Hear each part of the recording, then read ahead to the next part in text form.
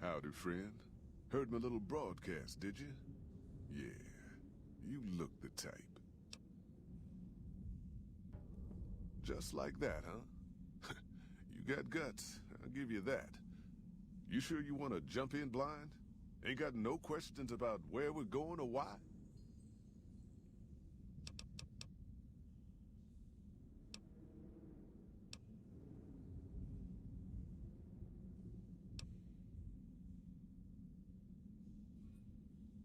Just don't. It makes the new Canaanites powerful uncomfortable, and it scares the britches off the tribals. Don't talk about the burn man either while you're at it. Trust me on this one. It's for your own good.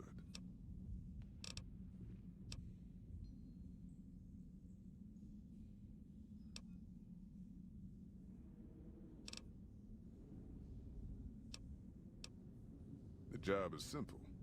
Help us get this caravan into Zion and find New Canaan. The pay is 25 caps per day. Half up front, half on return. You'll get a bonus if we make it into Zion, plus another bonus if we reach New Canaan. Oh, one more thing.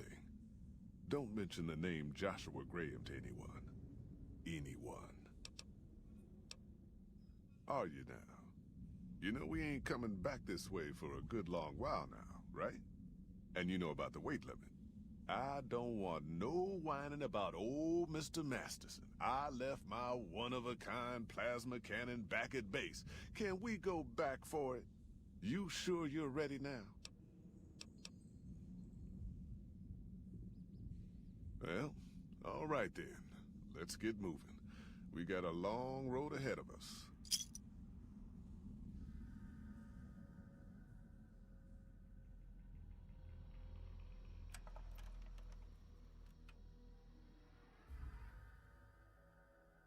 The paths we're following are slow going, so you might as well keep your ears open and listen to what old Jed has to say.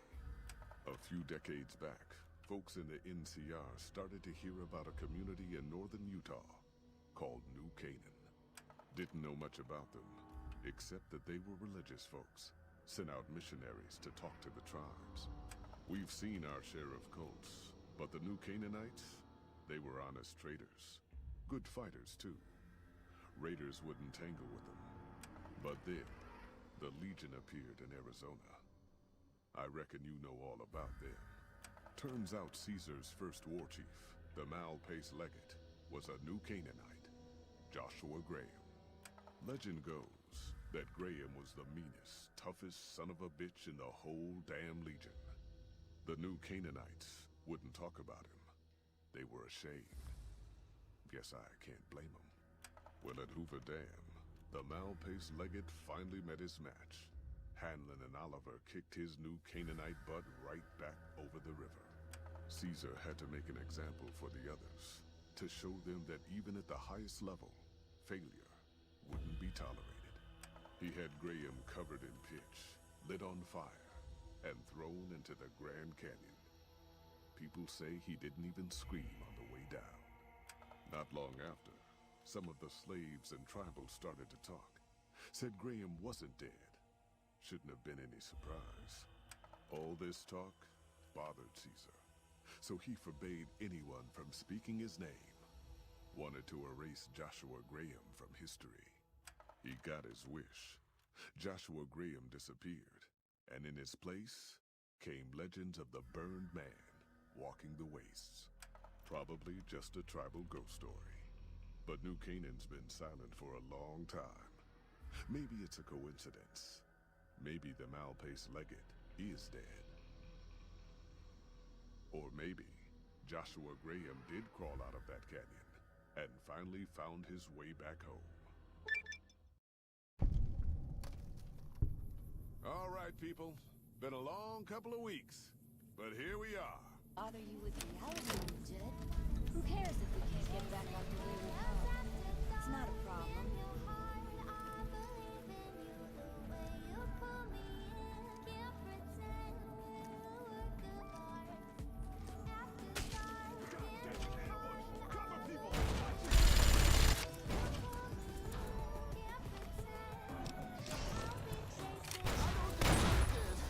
My people don't even work!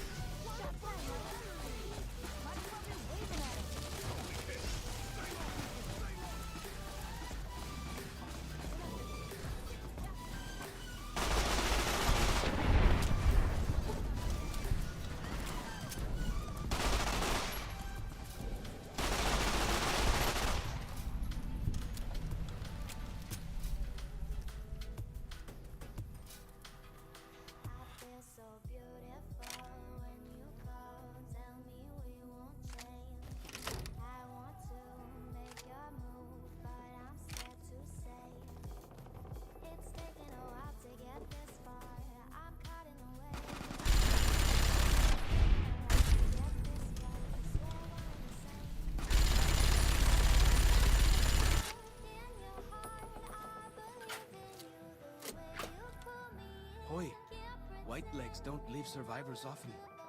You're some kind of lucky, let me tell you. You came from outside, didn't you? From the civilized lands. Wow. Joshua will want to hear about this.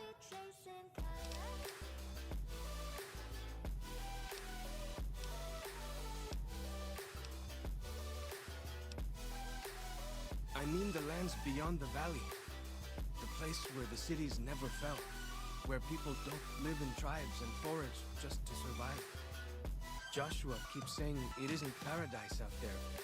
But how can it not be, compared to this? Sorry, I'm getting distracted. Joshua will want to know about you. Please, go to our camp on the Eastern Virgin. Tell him how you came to be here.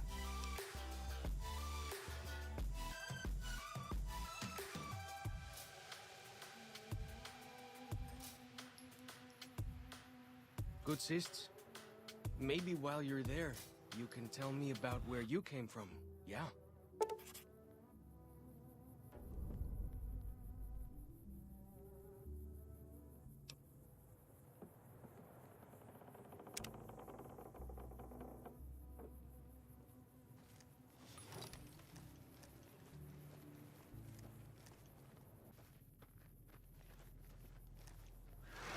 Please.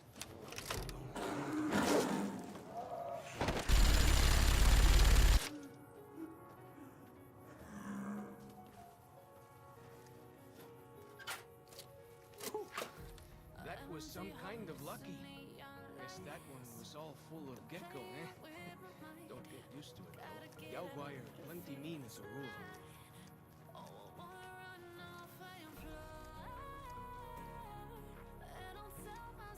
Down this path to the north.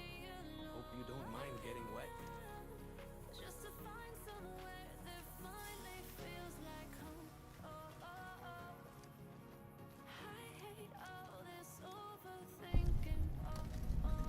These paintings show the dead horses' victories against other tribes. Lots more of them since Joshua came to us.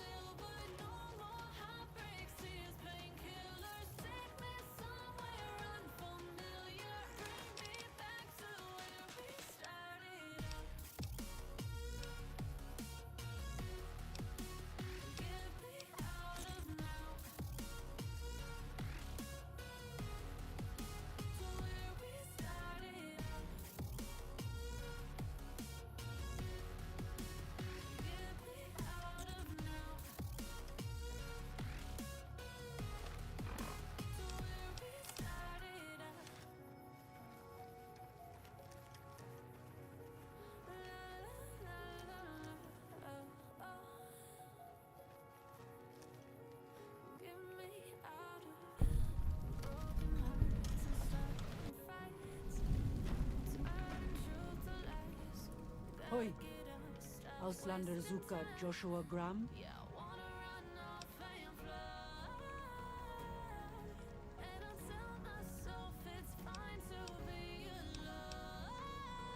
Show respect, Auslander. Joshua Graham, greatest war chief.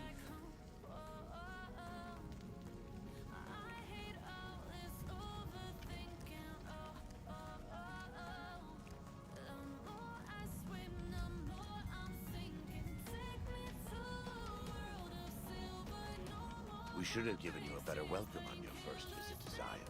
But from what I hear, the Whitelegs beat us to it. Whitelegs seem to be the only visitors we have these days. And I wouldn't have expected anyone from the Mojave to come looking for us. And you're a courier, no less. Not the one I was expecting, but I suppose he wouldn't have come with a caravan. I don't know if you were close to the other members of your group, but you have my sympathy. I pray for the safety of all good people who come to Zion, even Gentiles.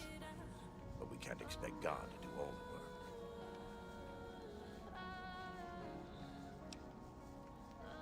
The dead horses are capable scouts. Nothing passes into or out of Zion without my hearing of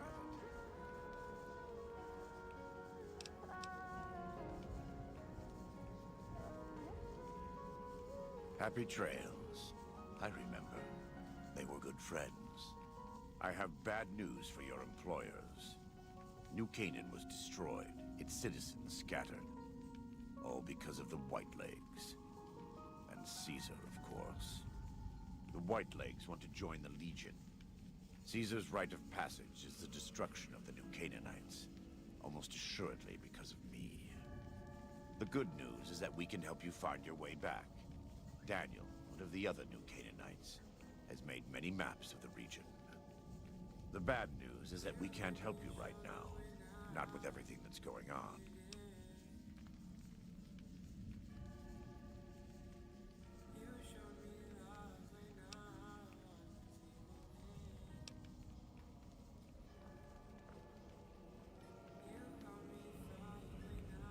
There are many reasons why that would be a bad idea. I will illuminate 3. First, do not believe that because Daniel is a missionary, he is incapable of or unwilling to defend himself. Second, if you harm Daniel or any of the sorrows or dead horses, I will find you. Make no mistake. God willing, you will not leave this valley. Lastly, waging war against good people is bad for the soul. This may not seem important to you now, but it's the most important thing I've said.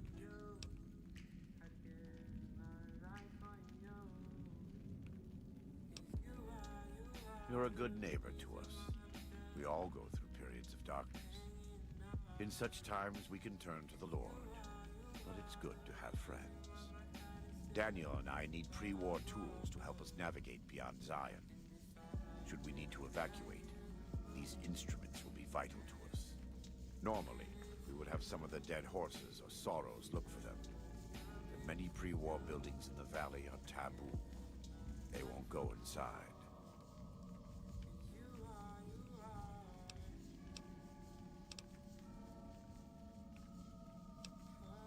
The sorrows believe in a spirit that lives in the caves. Say the spirit punished them once for trespassing.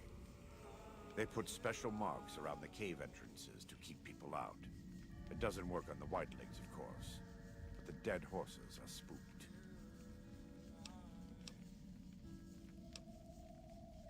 Thank you. Follow Shop can help you find your way around the valley. He's inexperienced, but he knows enough of our language to ignore the taboos about pre-war buildings.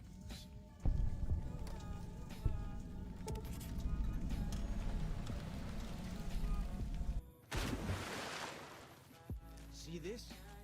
This is why your own 2 feet are better than any cart.